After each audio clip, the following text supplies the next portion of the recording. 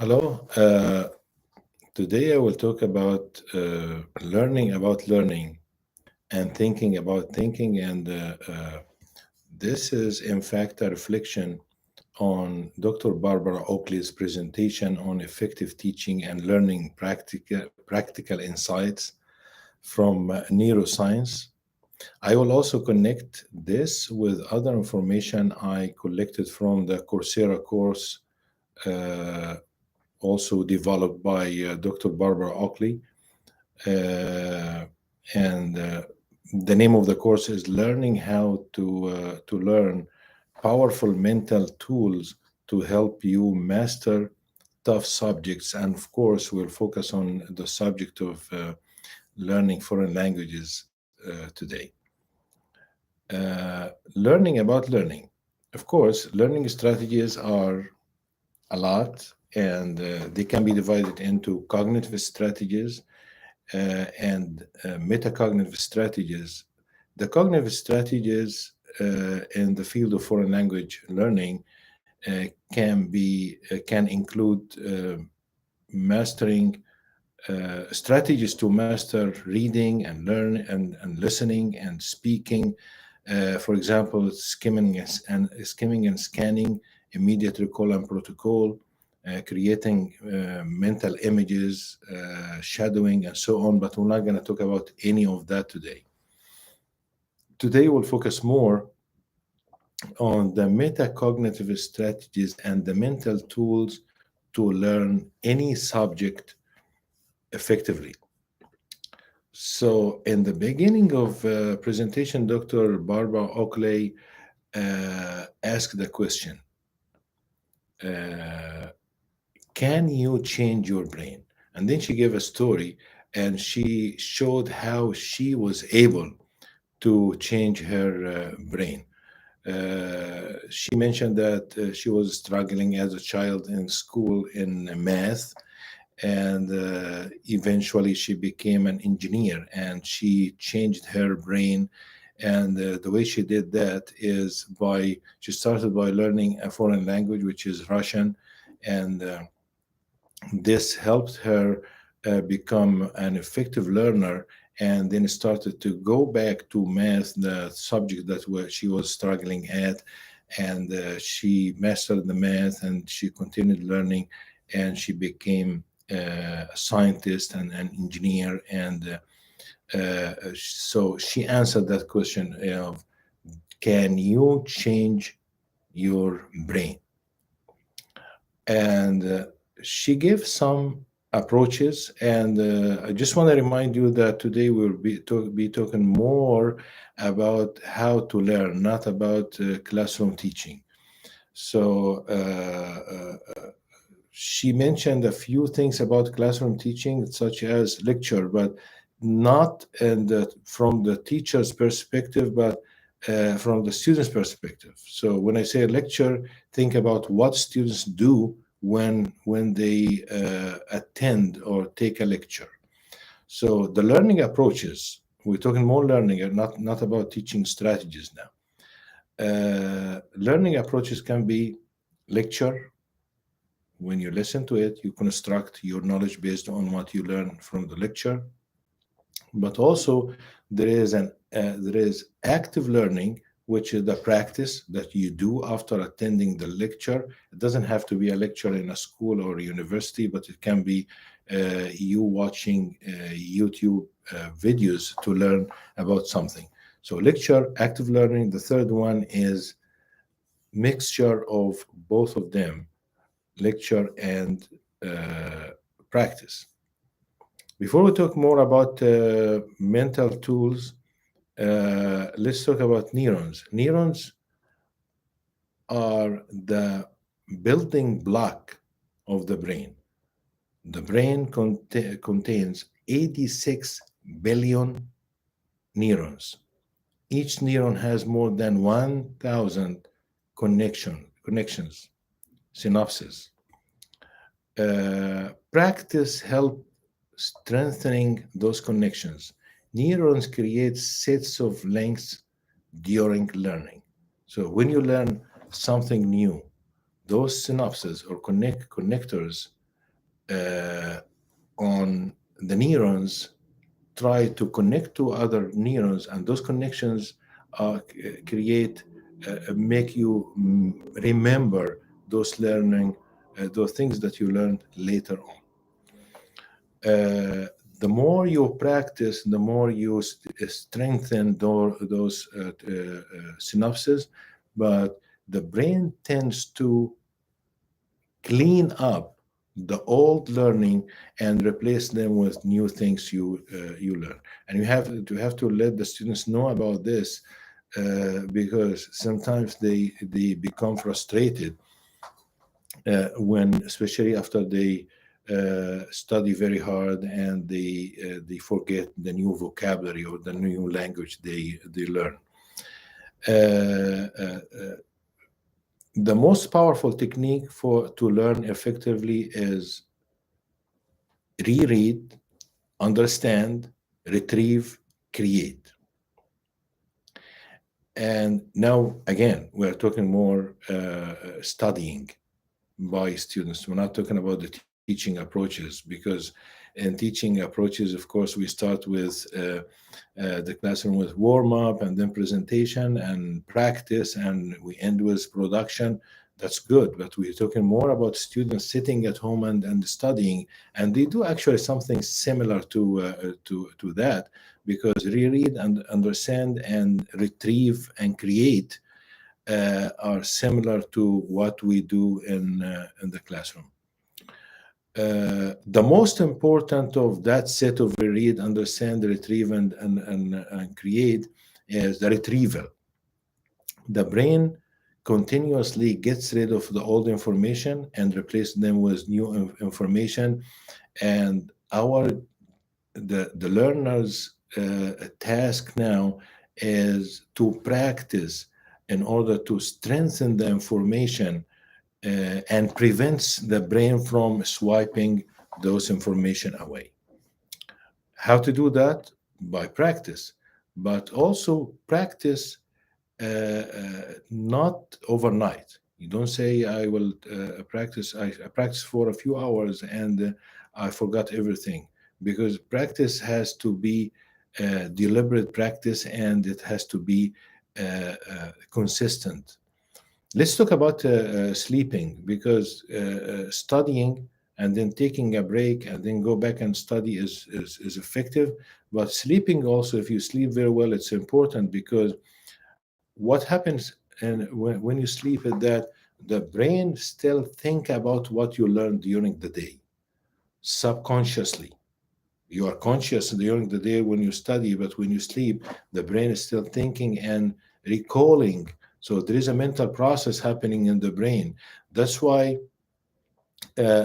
we always recommend to students to study something before they sleep, especially those words or language or whatever the field that you are studying, to read those vocabulary. I take vocabulary as an example here, to take them and make a list and study that and read this out loud before you go to sleep, a few minutes before you go to sleep. And in other words, sleep on it. And when you wake up in the morning, you will find that list that was difficult for you to memorize or to study became easier after you sleep on it. And this takes us to talk about the space repetition. It doesn't have to be only when you sleep on it, but also space repetition means you retrieve information over time, even during the day. You study, take a break, study, and even divide them over the days.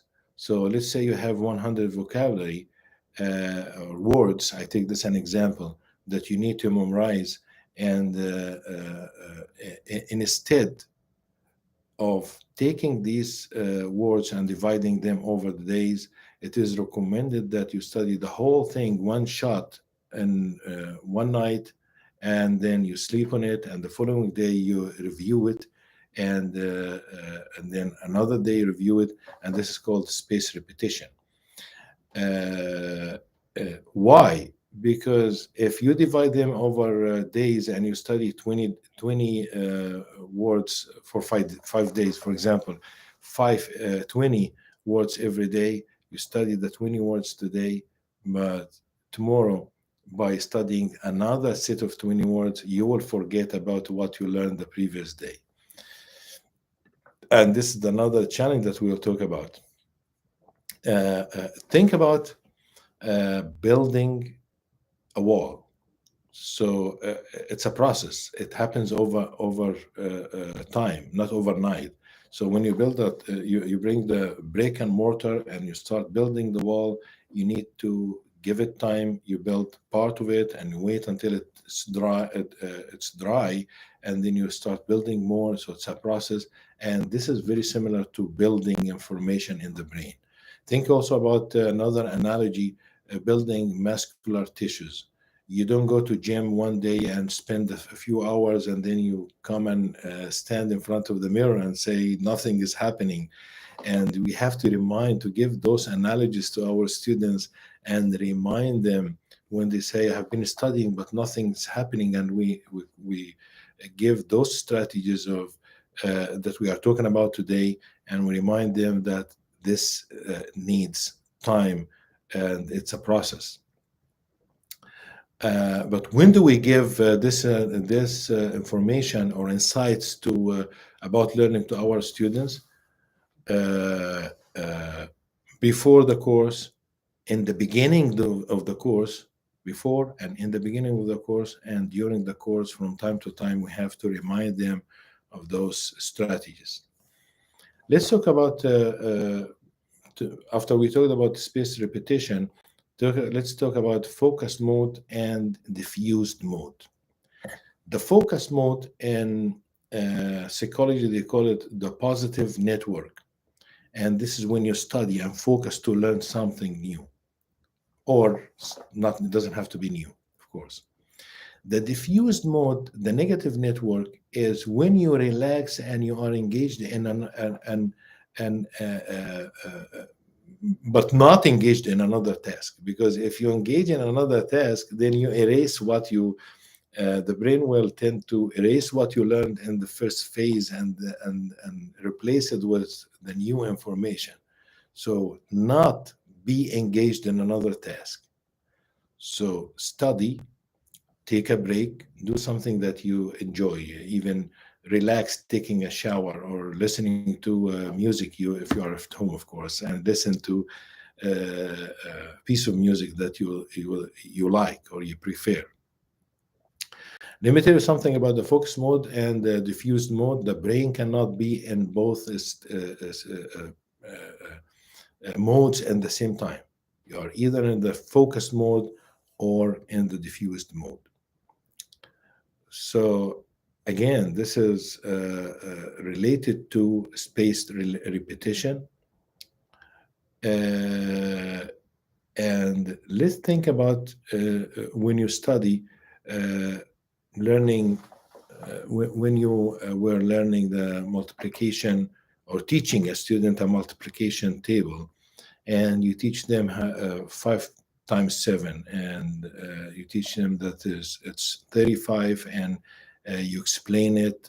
5 times 7 is 5 sevens or 7 fives, and then they get it and they say, okay, 35. And then you give them a little bit more difficult task, and you say, how about 35 divided by 7? And they struggle and think, and this creates some cognitive overload, but eventually they get it and they will. So that difficulty in learning, I'm giving this as an example, sometimes makes students give up and say, I can't, this is difficult. And they take a break and they go engaged in another task and they forget about it. And this is called procrastination. And procrastination is a big challenge when it comes to learning foreign languages or any other subject. And it's bad because when you procrastinate in anything in your life, This activates something in the brain, part of the brain called insular cortex, and this causes unhappy feeling. And this unhappy feeling causes the release of cortisone in the blood, which makes learning difficult. Nobody can function very well. The performance is not very well when there is cortisone in the blood. Unfortunately, some students, to get rid of that negative feeling, the procrastinator resort to Facebook or music or even drinking alcohol or playing games to get rid of that feeling and replace it with something, with some happiness, temporarily happy, to want to be happy for at least a few moments. Uh, by the way, cortisone is the opposite of something called dopamine, and dopamine is released when somebody is happy, or in fact, they call it the happy hormone, and it happens, for example, when you receive unexpected award that makes you very happy, and this causes the release of dopamine. Uh, they call the dopamine the feel good molecule. It is released due to unexpected award, and it is powerful for learning. Let me give you a story from the classroom. I was interviewing high achievers to compare them with low achievers a long time ago, and I interviewed a girl who scored very high in the final exam as a foreign language learner. She did very well, and when I talked to her, she said this was not the case in the beginning of the course. She started the course like anyone else, and with enthusiasm, and she wants to achieve and should to become a good achiever, a big achiever. Uh, and her dream was to go to uh, a trip that was given overseas trip, emergent, that is was given only to high achievers who the criteria was the high GPA. But because she was a slow learner, she studied very hard and she did very well in the first exam that they take after 2 weeks for learning the basics. After that, she started to decline, and other students passed her, and she became more frustrated. Her GPA started to go down. To make the story short, in the beginning of the course, in the middle of the course, they started to identify students to go to that trip, and they they offered this to three students from her class, and the three students declined. They had the highest GPA, they declined, so they decided to go down in the list, and it was her turn to go, and she was the next on the list, and they called her and they told her that she was going to that trip. So she told me the following day when she came to the classroom, all the information that she has been trying to remember and bring to her brain and study very hard, and she was struggling, but finally all this information uh, came to her mind, and all of even her classmates and teachers told her that they think she's a new person or a different person. She became very fluent, successful, and she did very well. What happened is the dopamine in her was released because of that award, because she got excited, she was happy, And of course, she didn't know about the dopamine. And as I mentioned, it makes it's very powerful for learning. And so let's keep this in mind, because we can do the same thing for our students. We find any opportunity to help our students to increase their learning, and to get them excited to learn. This happened actually with it happens when you do problem solving. Whenever you solve the problem, the dopamine is released in the body.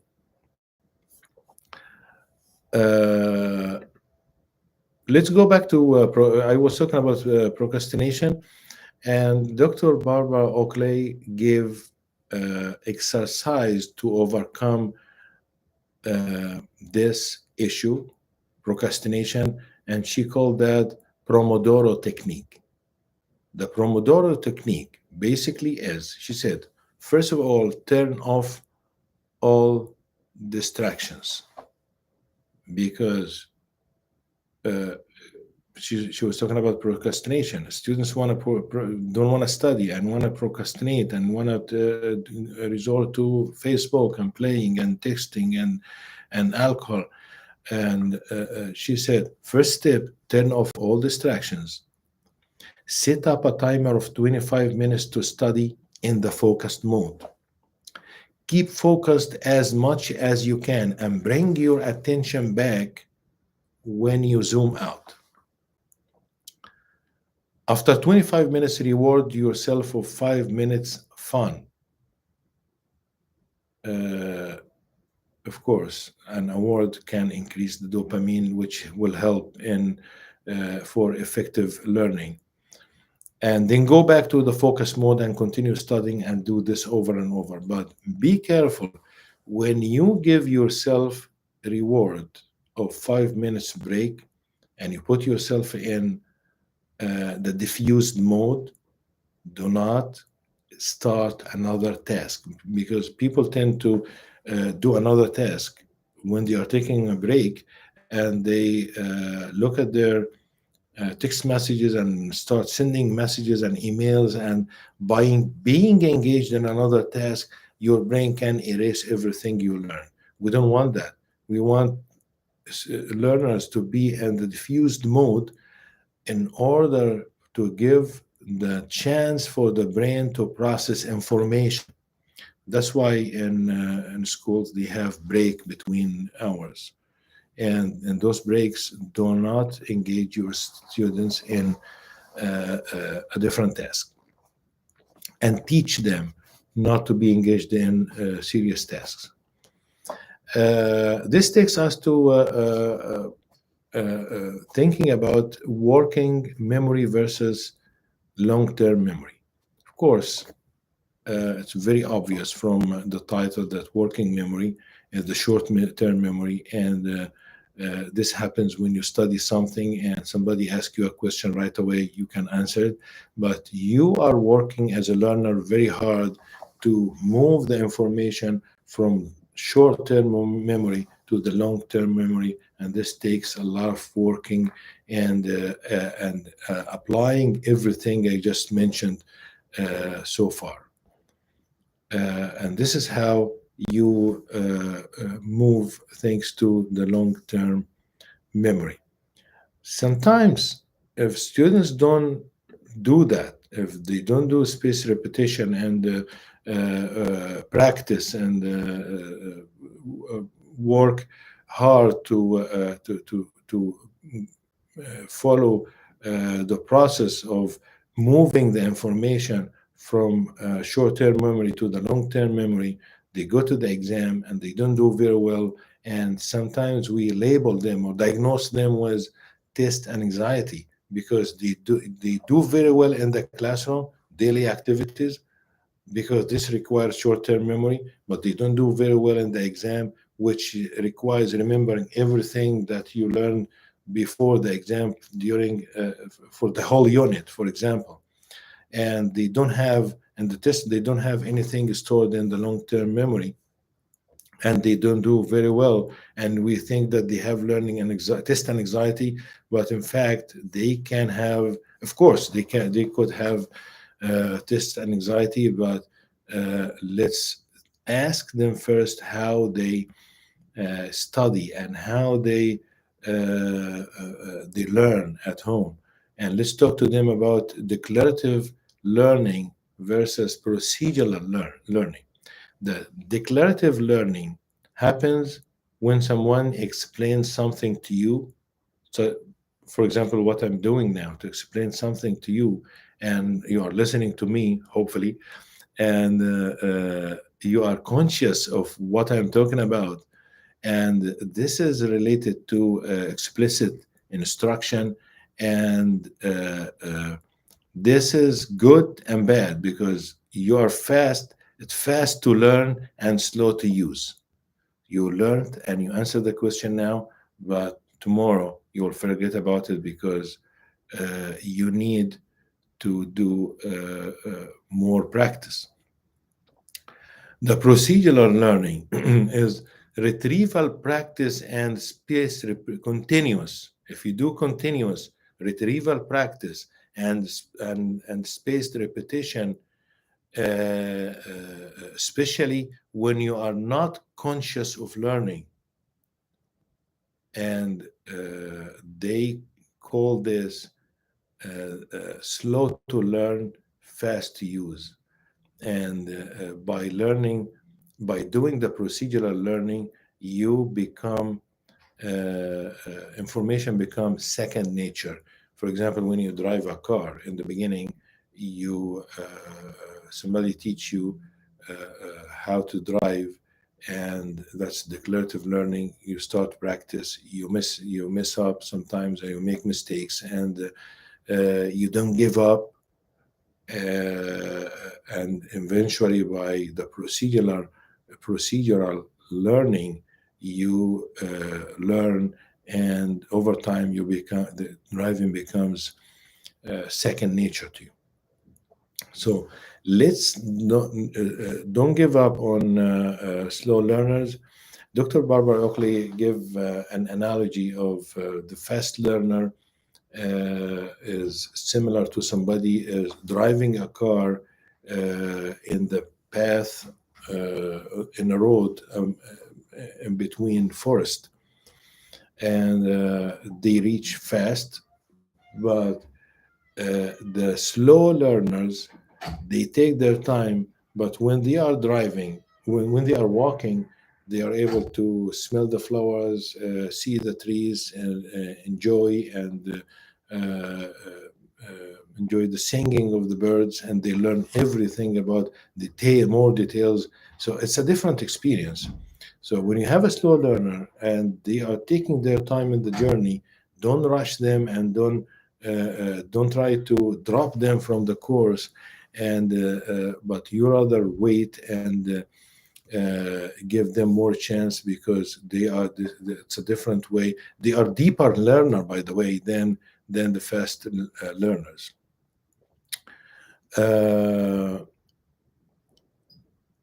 Interleaving means mixing things up, because in the procedural learning we want to mix things up. Unfortunately, textbooks don't do that. For example, when the textbook introduced the past tense, or let's say conjugation, as smaller than the past tense, the conjugation, they teach you how to conjugate the verbs, and they give you a small exercise, and then you move to another lesson. But it's the teacher's role. Of course, textbooks are important, but they give you guidance, but it's the teacher's role to help students do the interleaving. How? By mixing things up.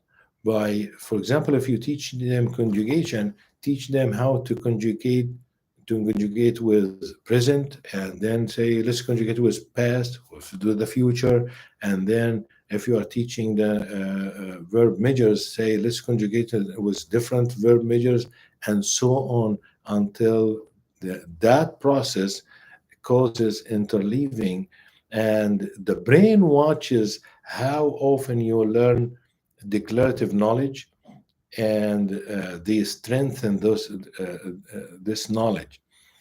Uh, so interleaving is something similar to using different tools.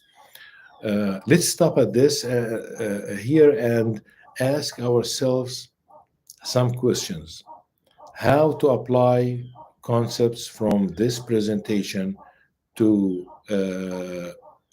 as an FD specialist, as an emerging specialist, as an academic specialist, and as a teacher of foreign languages. And next time we meet, we will be talking about this. Thank you.